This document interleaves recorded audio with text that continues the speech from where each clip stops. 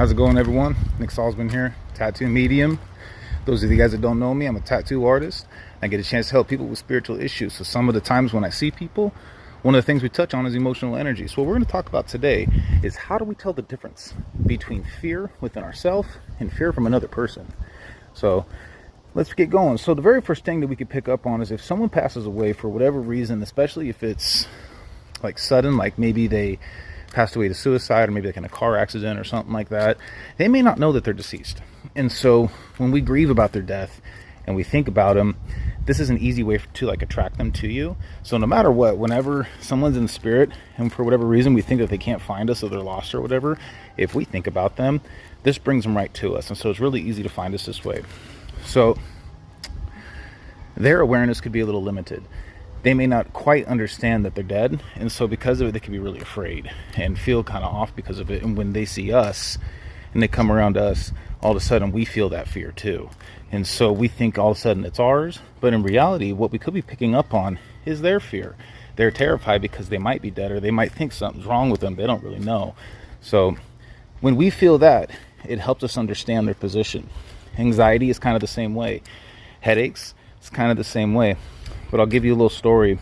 I had a friend of mine passed away from a fentanyl overdose. He didn't know that he passed away.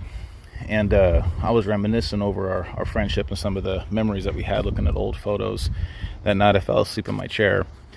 And when I woke up in the middle of the night and walked upstairs, I was overcome with this huge feeling of fear. It was one of those like someone was standing right behind you kind of thing, right? And I just took a breath and I relaxed. And I felt his presence and I just said, hey man, I'm sorry. He didn't really know that he was dead. It was still like one of those things that happened like just a couple days before. So for people to get crossed over and to be helped out with that, I find like a week or 2 weeks after they cross over is enough time to give them like a chance to like gain their wits, right? We wouldn't just wake someone up and expect them to go sprint. We'd want to wake up, stretch a little bit first before we go do that. So same kind of thing.